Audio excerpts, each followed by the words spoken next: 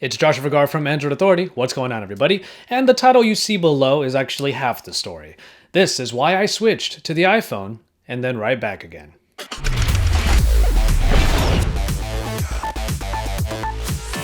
Okay, in case you guys don't really remember, I actually took the entire month of December off before returning at CES. But at the beginning of that particular month, I was faced with a bit of a dilemma. I opened up my drawer where all of the phones are that I currently have, and I thought, I want to use one that I haven't really used a lot in 2015.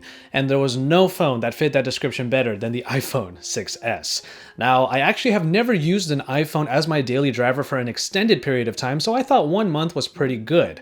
Now, I've used this phone for a number of comparisons, but now I was actually going to experience using it on the daily. Now, the thing about this phone is, well, we make no bones about it here. Many of us here at Android Authority still concede that this is a beautifully designed phone. It's kind of the only one of its kind, and pretty much every manufacturer tries to take a few design elements here and there, some more than others. That said, however, I have the Rose Gold edition, and I did ask the bosses over here at Android Authority if they got me this one on purpose. I will admit, Rose gold. Yeah, rose gold. Yeah, It's pink. what you? Yeah, no doubt. Now, what I wanted to do was go to a store and find a third-party accessory to be able to personalize this phone with, but I actually got one before I even headed out to the store, and it was from OnePlus. That's right, the third-party accessory lineup for the iPhone 6s is actually so good that even OnePlus, an Android company, created a case for it. And that became the case that I used for the duration of the month. As far as the different features go, I did sort of underrate the silence toggle that's found on the top left corner. I do usually keep my phones on silent because I wear smartwatches, but in this case, I actually liked the silence toggle because it muted pretty much everything on the phone. 3D Touch is a feature that, while nice in order to get to shortcuts for different applications, is not a feature that I found all that useful. Ultimately, if it wasn't available on the iPhone 6s, I probably wouldn't have noticed. By far, the biggest issue that I had with the iPhone 6s was battery life, and I ended up becoming one of those people at the end of the day, most days during December, where I was actually asking around, hey, do you have a power cable? Oh, does anybody have a charger? Or more commonly, I was the person at the end of the day that said, well, my phone's almost dead.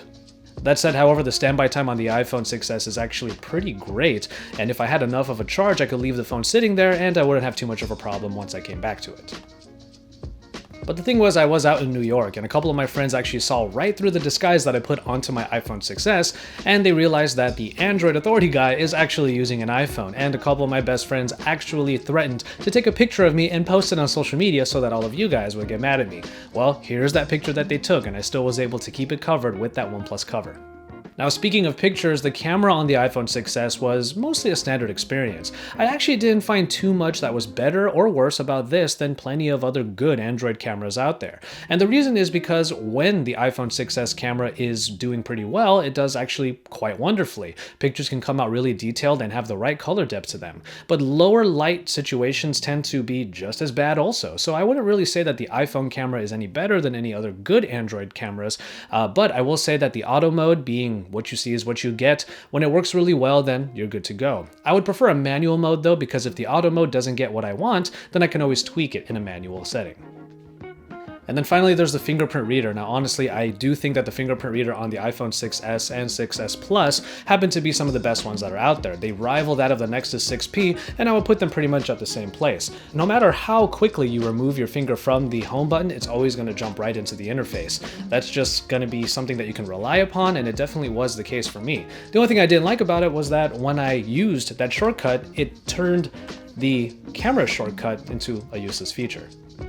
So you might not be surprised to know that I didn't have that many problems using an iPhone 6s as my daily driver. But the main reason for that is because I actually enjoy cross-platforming. I make sure that a lot of the applications that I use can be used in Android or iOS. For example, Cloud Magic. All I had to do was install Cloud Magic, sign into that account, and all my emails were synced. I will say one particular thing though.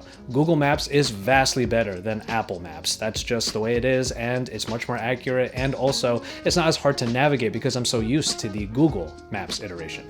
But once I came back to CES, I came to one big realization, that when I got the Nexus 6P back in my hand, once Lon finally returned it to me when we met at CES, that customization takes on two different, let's say, premises when it comes to these two ecosystems.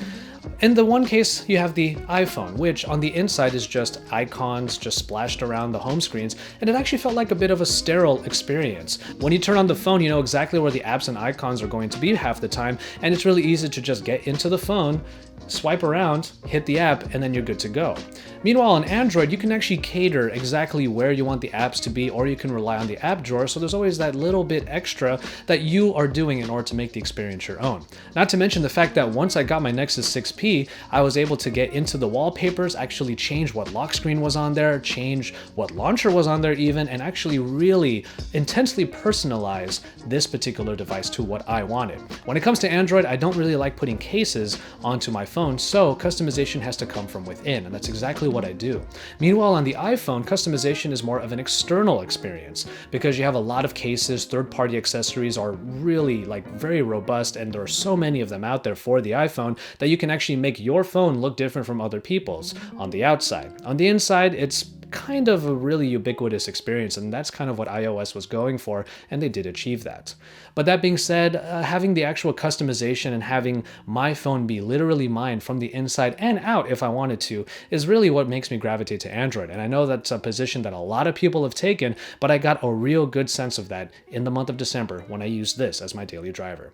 But ultimately, when I got back to my Android phone, I was really happy, and I haven't looked back since. So keep it tuned to Android Authority for even more, especially our comparisons using the iPhone 6s and 6s Plus. That way you can see how it stacks up to Android flagships in the game today. And from there, you can keep it tuned to this channel, drop us some likes on our videos, and also subscribe if you haven't already. And then when you're done with all of that, head on over to AndroidAuthority.com because we are your source for all things Android.